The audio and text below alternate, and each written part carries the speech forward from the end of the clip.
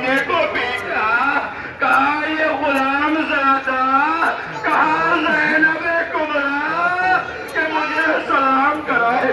میں کہوں حبیب ابھی سلام کیا ہے، ذرا سید سجاد کیسے برداشت کرے۔ عزیزانو، ان کے بعد میں جناب کون ہے؟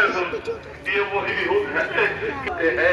اور تاریخ نے لکھا کہ جب حر بیدار ہوئے، جب حر کا ضمیر جاگا تو ایک بار حر نے الاتش الاتش الاتش کی صدائیں سنی۔ ساتھیوں سے کہا سن رہے ہو کہ ایک ایسی آواز آ رہی ہے کہ ہم تو پانی پیئیں، ہمارے جانور پانی پیئیں، لیکن اولاد رسول بھوکی پیاسی کربلا کے میدان میں تڑپ کر مر جائے۔ اور پاک پوچھے اے اور کس وجہ سے؟ کہا زینب کا دل دکھا تھا۔ جب میں نے حسین کو روکا تھا تو زینب کا دل دکھا تھا، جب تک زینب معاف نہ کر دے۔ اے ہور تم بڑے خوش قسمت ہو، تم بڑے زینب کو تم نے راضی کر لیا۔ ایک بار رلایا تھا لیکن معافی مانگنے آ گئے، لیکن کربلا سے کہا پہلے حر نے کہا میرا بیٹا جائے گا۔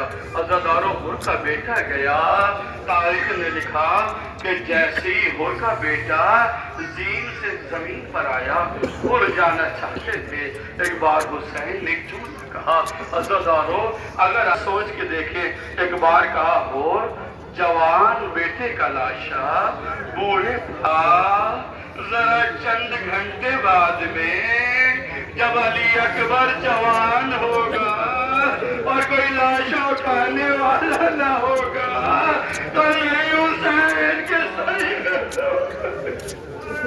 عزادارو حر کا بیٹا چلا گیا۔ حر سے نہیں تھے، امام نے بلایا، کہا زہیر ہماری طرف آ جاؤ، لیکن زہیر کو ایک بات یاد آ گئی۔ جب سلمان فارسی نے کہا جب تم فرزند رسول کے ساتھ میں کتاب کرو گے تو تمہیں بڑا اجر و ثواب ملے گا۔ عزادارو یہ کربلا کے میدان میں حسین سے اجازت لے کر پہنچے۔ تاریخ نے لکھا کہ ایک بار کہتے ہیں کہ ہے کوئی میرا مقابلہ کرنے والا، ہے کوئی میدان میں آنے والا۔ عزادارو تاریخ نے لکھا کہ جب انہوں نے یہ اعلان کیا کوئی نہیں آیا، لیکن امام کے ساتھ میں رہا ہے۔ یہ وہ صحابی ہے کہ جسے لے کر حسین کربلا کے میدان میں گھوم رہے تھے اور بتا رہے یہاں محمد مارے جائیں گے، یہاں قاسم پامال ہو جائے گا، یہاں تم مارے جاؤ گے۔ لیکن جب ایک جگہ آئی تھی تو انہوں نے ایک جملہ کہا تھا، اے ناک بن حمزہ اب یہاں سے ہٹ جاؤ، اے میرے مولا کی ہو کاشے بالوں سے اس جگہ کو صاف کر رہی ہے۔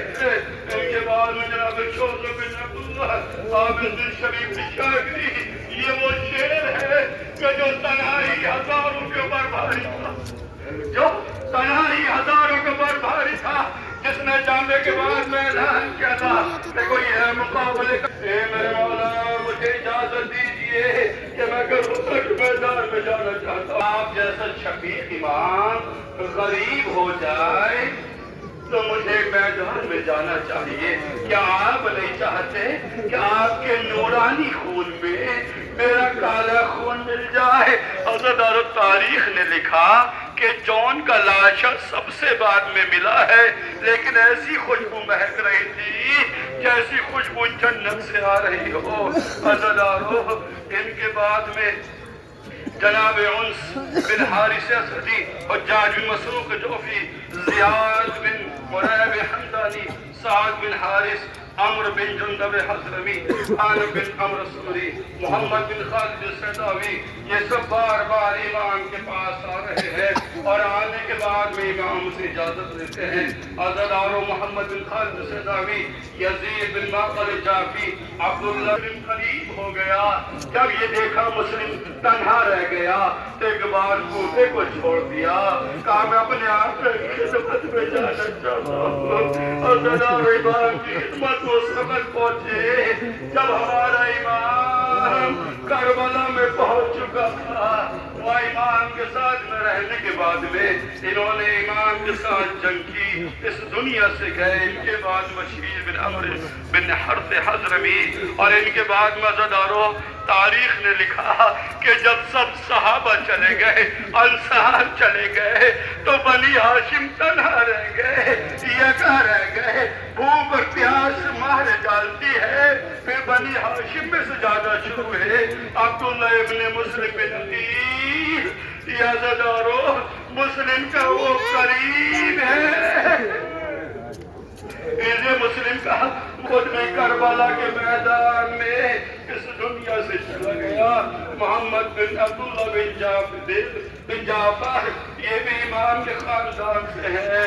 عزیزارو، یہ بی بی زینب کا وہ فضل ہے جسے رات بھر بی بی سے اے بچوں تم مسلسل سن رہے ہو کہ التش التش کی آواز آ رہی ہے۔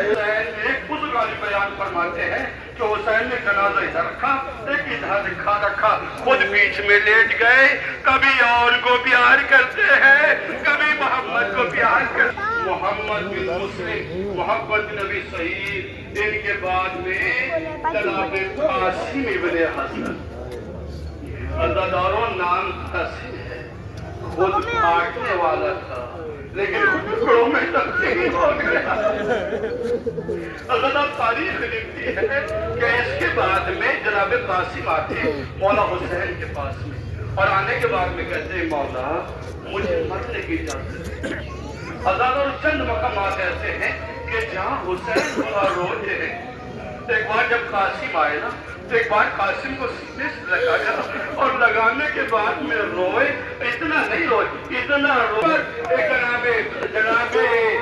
جناب علی اکبر کے لاشے پر، جناب قاسم کے لاشے پر ایک جملہ کہا، اے قاسم تمہارا چچا کتنا مظلوم ہے، کتنا غریب ہے تمہارا جیسا بھتیجا بلائے۔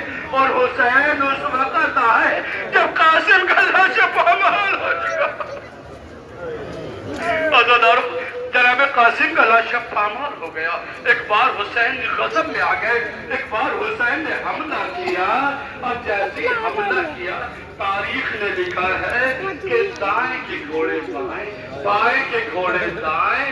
جو ایک بار قاسم کے اوپر گزر گئے، حسین زمین پر بیٹھ گئے، حسین زمین پر بیٹھ گئے، اور جب زمین پر بیٹھے ہیں تو تاریخ لاشا لائے تھے تو کاندھوں پہ ہوتا تھا کہ سینے سے لگائے ہوئے ہوتے تھے، لیکن جب قاسم کا لاشا لائے، اتنا مظلوم ہے یہ عباس جسے مدینے میں سکھایا گیا تھا کہ جب کربلا پہنچ جائے گی تو جنگ کرنا، جسے مکے میں اس لیے روکا گیا تھا، اے میرے آقا، اے سید و سردار، حلی رخصت، کیا مجھے بھی اجازت ہے؟